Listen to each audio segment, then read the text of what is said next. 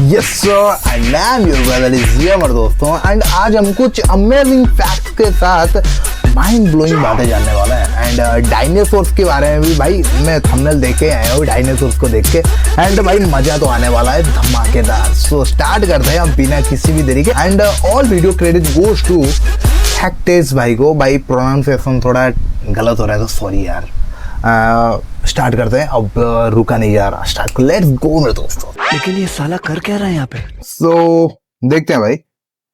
अगर डायनासोर्स हमारे दुनिया में वापस आ गए तो क्या होगा, और इस फोटो के पीछे की कहानी को अगर आप जानोगे तो आप चौंक जाओगे। और इतिहास की पहली ऐसी लड़ाई जो कि इंसान ने जानवरों पे छेड़ी थी, इंसान के अगेंस्ट नहीं बल्कि एक स्पेसिफिक जानवर के अगेंस्ट छेड़ी। इस वॉर के बारे में तो आपको जरूर जानना चाहिए। और इस वीडियो में आप ओ माई गॉड रे के बारे में सुनोगे जो कि धरती को हिट करी, और इसके बारे में आप जान के जरूर चौंक जाओगे। ऐसी फैक्ट्स को आज आप इस वीडियो में जानोगे कि आप कहोगे कि ऐसा भी होता है यार, मुझे पहले क्यों नहीं पता था। So let's begin. वैसे अगर आप इस चैनल को पहले से ही सब्सक्राइब किए हुए हो तो नीचे चेक कर लो कि बेल आइकन ऑन है कि नहीं, और अगर आपने अभी तक सब्सक्राइब ही नहीं किया है तो सब्सक्राइब करके बेल आइकन जरूर ऑन करो ताकि अगली अमेजिंग वीडियो आपके फोन में सबसे पहले पहुंच जाए। फैक्ट नंबर 12, आपने फ्रेंड शब्द के बारे में तो सुना ही होगा, एनिमी शब्द के बारे में भी सुना होगा। फ्रेंड मतलब दोस्त, एनिमी मतलब दुश्मन। पर क्या आपने कभी फ्रेनेमी शब्द के बारे में सुना है? जी हाँ, फ्रेनेमी शब्द नाम का भी शब्द एग्जिस्ट करता है, और फ्रेनेमी का अर्थ होता है कि एक ऐसा इंसान जिससे आप फ्रेंडली तो रहते हो, जैसे कि आप उससे हाथ तो मिलाते हो, बातें करते हो, लेकिन उसके लिए आपके मन में एक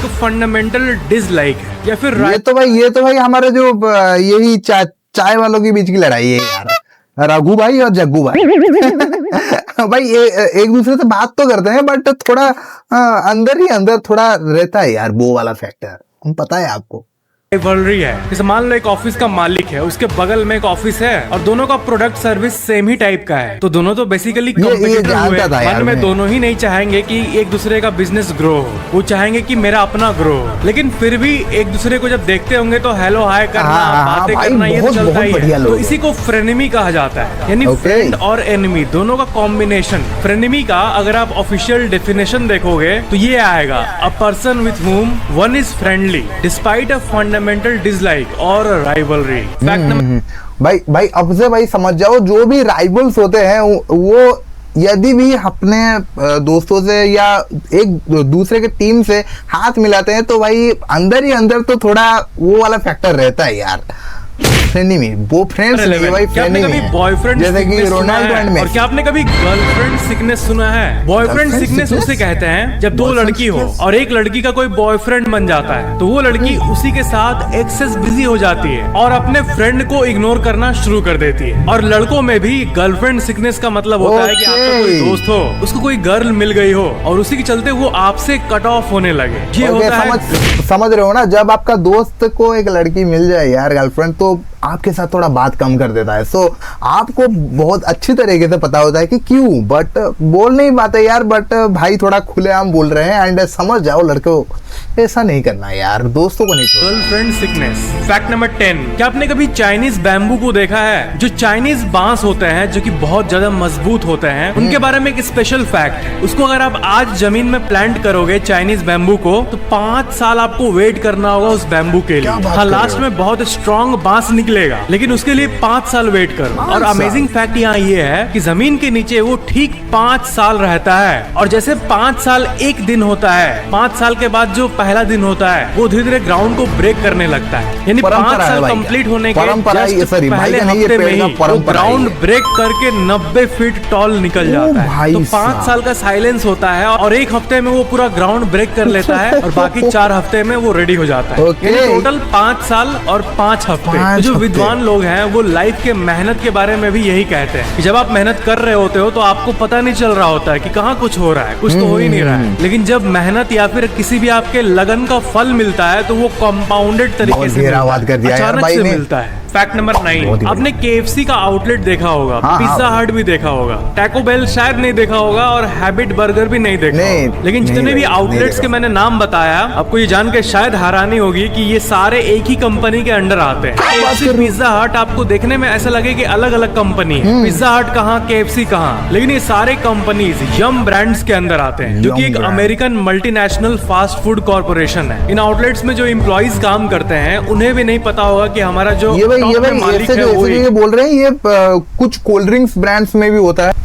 ही है। फैक्ट नंबर 8, देखो ये एक बहुत ही इंटरेस्टिंग फैक्ट है। मैं आपको एक फोटो दिखाता हूँ टाइगर का, इसको आप देखो और अब मैं आपको बोल रहा हूँ कि आप अपने आंखों को बंद करो या फिर मोबाइल को मत देखो, कहीं और देखने लगो। तो देखो, अगर आप कहीं और देख रहे हो या फिर आंखें को बंद कर रहे हो, फिर भी आपके दिमाग में वो फोटो है ना कि हाँ अभी आपने टाइगर का फोटो देखा था। आप अभी अपना आंख बंद करो और जो मैंने फोटो दिखाया था उसको इमेजिन करो माइंड में। इमेजिन कर पाओगे कि अच्छा हाँ ये फोटो था। और एक बार में नहीं कर पा रहे हो तो 3-4 बार अगर फोटो को देख के याद कर लोगे तो आप उसको इमेजिन कर हाँ भाई, पाओगे। हाँ भाई, हाँ। ज्यादातर नॉर्मल लोगों का ऐसा ही होता है। लेकिन एक कंडीशन है जिसे कहते हैं एफेंटेशिया, और ये कंडीशन बच्चों में जन्म से ही होती है। और ध्यान से सुनना, जिनको एफेंटेशिया होता है वो किसी भी चीज को माइंड में पिक्चराइज नहीं कर पाते हैं। अब ये सुनने में आपको बहुत अजीब लग रहा होगा, मतलब वो फोटो को इमेजिन ही नहीं कर पाते। सोचो ये कितना अजीब सा डिसऑर्डर है कि आप फोटो को इमेजिन नहीं कर पा रहे हो। दिमाग को आप थोड़ा डीपली देखो एक बार। एक चीज इमेजिन करो, जब आप मेरा वीडियो नहीं देख पा रहे होते हो फिर भी मेरा आवाज जो आप सुन रहे हो, इसको आप शायद दिमाग में इमेजिन कर लेते होंगे कि हाँ फैक्टेक्स इस तरह से बोलता है, उसका आवाज ऐसा है। ये माइंड में स्टोर आप कर पाते हो। तो देखो, वॉइस को रिकॉग्नाइज करना ये माइंड का एक फीचर होता है। वैसे ही आपके अंदर स्मेल की भी मेमोरी होती है। अब जैसे कि छोले भटूरे, उसमें जो छोले का स्मेल होता है वो कैसा होता है, वो आप सोचोगे तो आपको याद आ जाएगा कि हाँ ऐसा होता है। तो वैसे ही दिमाग में पिक्चर या वीडियोस को सोचना ये भी एक फीचर होता है। अच्छा। और ये आमतौर पे लगभग सभी के पास होता है, एक्सक्लूडिंग दोज जिनके दिमाग में ये एफेंटेशिया का डिसऑर्डर। अब भाई आपको थोड़ा कैजुअल सी चीज लगे,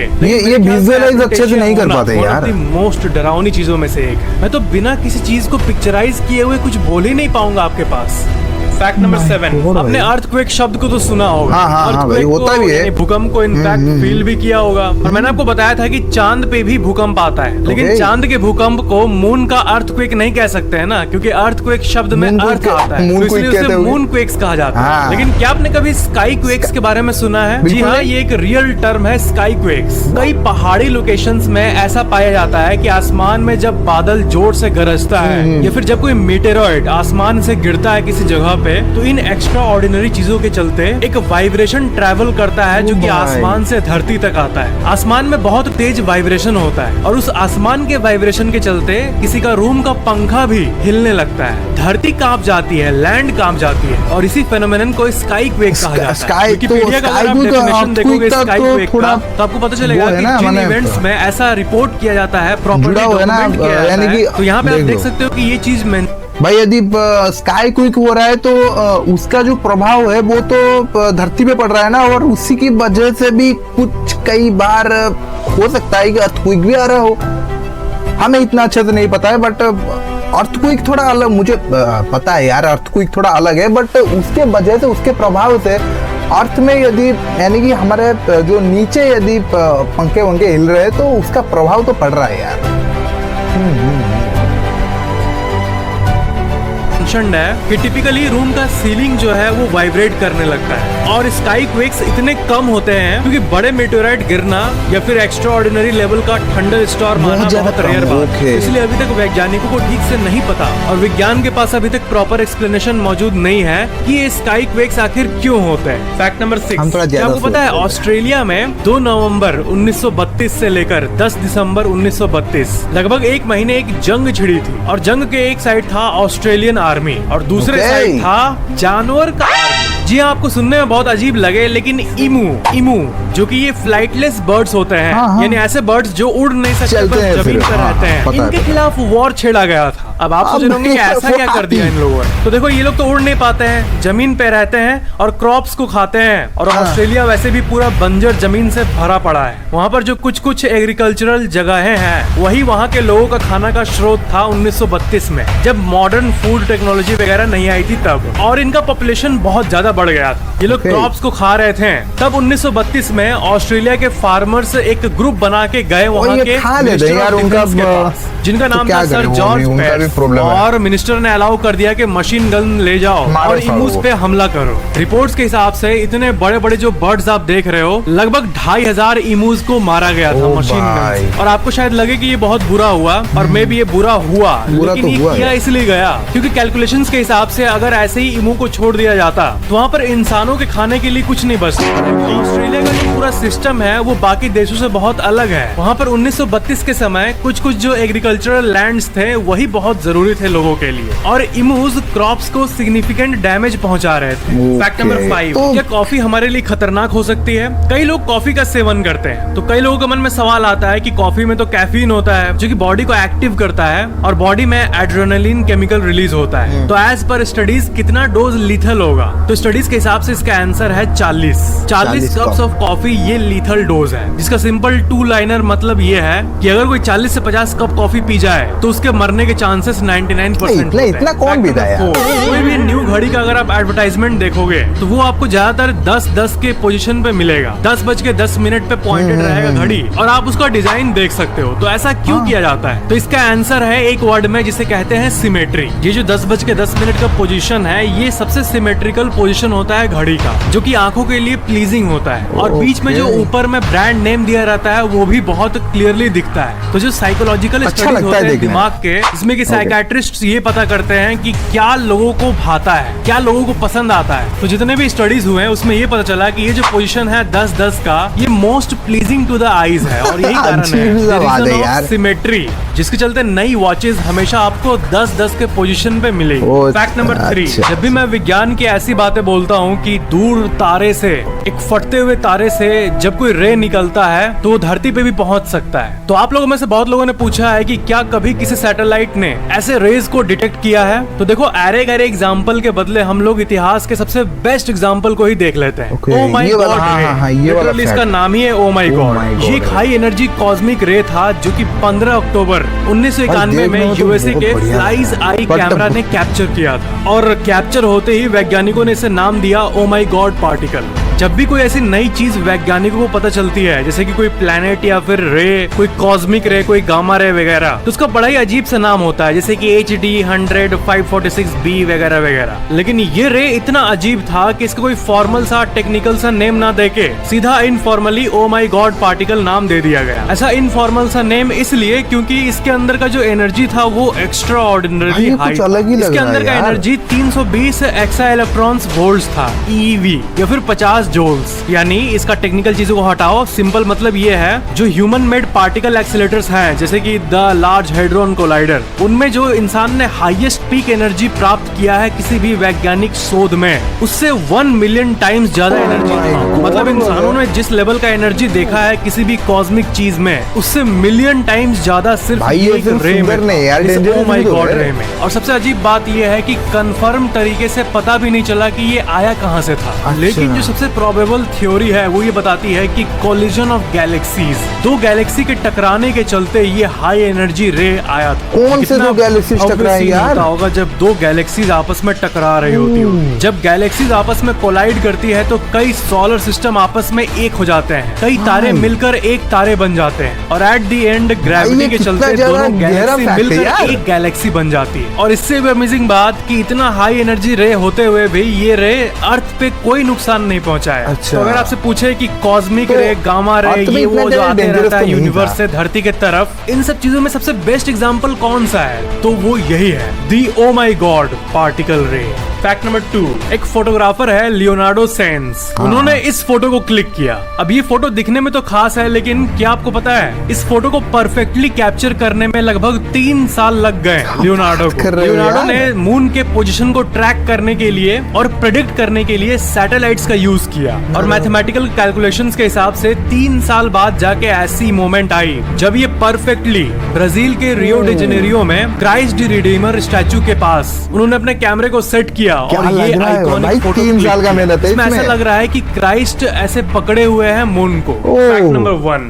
अगर डायनासोर्स हमारे समय में लौट जाएं ये या फिर वाला किसी भी fact तरह भाई मान देखना लो था। डायनासोर का डीएनए उठाकर वैज्ञानिक लैब्स में डायनासोर को क्रिएट कर दिए तो फिर हमारी दुनिया कैसी दिखेगी। अगर ना डायनासोर्स करिए। वापस आ गए तब जब भी आप अपने घर से बाहर निकलोगे तो आसमान में उड़ रहे किसी पेट्रोडैक्टिलिस को देखोगे उड़ते डायनासोर, हुए, रोड क्या पर बोले टीरेक्स ये? घूम रहा होगा और दूर दूर से ही आपको उसका फुटस्टेप सुनाई दे रहा होगा। अब डायनासोर्स की बात जब आती है तो आप लोगों को लगता होगा कि अगर डायनासोर्स आ जाएं तब तो पूरी दुनिया तबाह हो जाएगी, क्योंकि डायनासोर्स के साथ भाई उठा कोएग्जिस्ट उठा के कर पाना पटक तो पटक काफी के मुश्किल मारेंगे होगा, है यार। ना। लेकिन यहाँ पर थोड़ा ट्विस्ट है। अब बात यह है कि डायनासोर्स के साथ जीना उतना भी मुश्किल नहीं होगा। ऐसा इसलिए क्योंकि धरती के सतह पर जो क्रीचर साइज में जितना बड़ा है वो उतना स्लो होता है। आपने हाथी को नोटिस किया होगा कि वो कितना स्लो चलता है अपने ह्यूज साइज के चलते। तो क्योंकि डायनासोर साइज में बहुत बड़े होते हैं तो वो बहुत स्लो चलते हैं। तो यहाँ पर दो चीजें हैं, जो डायनासोर्स पेड़ पौधे खाकर जिंदा रहते हैं वो तो किसी आम जानवर की तरह घास खाएंगे, पेड़ पौधे खाएंगे और चलते भाई रहेंगे। कितना और उनको ज्यादा train- खाएंगे वो भी तो सोचो यार,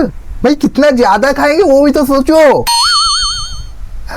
भाई किया ये जा तो सके। हिरण्य है, और जो है नहीं, omnivorous फिर घास फूस खा के डायनासोर्स रह होंगे जाएंगे। वो तो किसी भी जानवर को भी खा लेंगे, चाहे वो इंसान हो या फिर कोई शेर हाँ हो। भाई। ये बात सुन के आपको लग रही होगी कि ठीक है ये तो इमेजिनेशन है, लेकिन क्या आपको सच में लगता है कि कोई इसे ट्राई नहीं कर रहा होगा? ऐसा नहीं है। वैज्ञानिक हर एक छोटे छोटे अपॉर्चुनिटी को ढूंढते रहते हैं। डायनासोर्स के फॉसिल्स को यूज करके, उनके डीएनए को यूज करके कैसे एक हाइब्रिड क्रिएचर को बनाया जाए, इसके पीछे पूरा जी जान लगा के भाई क्यों वैज्ञानिक ये पड़े हैं। भाई अब ये इसमें सब कुछ कांड अब breakthrough क्यों मिल कर नहीं रहे पा हैं? रहा है। मुझे बस नहीं ये पता फर्क। यार। अगर 1% भी ब्रेक थ्रू मिले तो उसके पीछे सारे वैज्ञानिक टूट पड़ेंगे, ताकि डायनासोर्स के उत्पत्ति को कैपिटलाइज भी किया जा सके और साथ ही साथ धरती पे सबसे क्रेजीएस्ट चीजों को करने के लिस्ट में उन वैज्ञानिकों का नाम भी आ जाए। तो हाँ, ऐसे क्रिएचर्स की उत्पत्ति को ट्राई तो किया जा रहा है, डायनासोर्स को रिवाइव करने की कोशिश की जा भाई रही यही है। अब बस सवाल ये 2023 है से भी किया गया था यार, देखते हैं।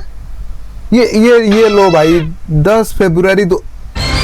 भाई ये क्यों कर रही है भाई यार, आपका नाम भाई फेमस होने के लिए कुछ भी क्या भाई, ये सब पागलपन है यार, ट्राई तो कुछ किया नहीं जा है रहा भाई। है। जो डायनासोर्स भाई को जा रिवाइव चुके तो करने जा की चुके कोशिश यार, की जा रही फिर है। से अब लाना बस है सवाल इनको। ये है कि कितने समय तक वैज्ञानिक इसे कर पाते अंदर हैं। से तो बोल रहा है हम मजा तो आएगा बट तो ये थे आज के फैक्ट्स। वीडियो को लाइक जरूर करना। और जैसे वीडियो भाई खत्म हो चुका है और अमेजिंग फैक्ट्स बहुत ही ज्यादा सीखने को मिला है भाई के वीडियो से। एंड भाई आप लोगों को यदि अच्छा लगा ये वीडियो तो आप भाई के वीडियोस तो देखते होंगे, मुझे तो लगता है सारे के सारे बंदे भाई के वीडियोस देखते होंगे। एंड सब्सक्राइब यदि नहीं किए तो सब्सक्राइब भी कर सकते हैं। एंड आज का वीडियो यदि आपको अच्छा लगा सो लाइक भी कर सकते हैं एंड लगे हाथ सब्सक्राइब भी कर सकते हैं हमारे चैनल को, क्योंकि इसके बाद वाला जो वीडियो है वो बहुत ही ज़्यादा बढ़िया होने वाला है। एंड मैं सोच रहा हूँ कि एक घोस्ट वीडियो के ऊपर रिएक्ट करूँ जिसमें थोड़ा ज़्यादा बढ़िया रिएक्शन आ सकता है, इससे भी ज़्यादा बढ़िया रिएक्शन। हाँ सो यस, मिलते हैं और एक वीडियो में, एंटरटेनिंग वीडियो में। एंड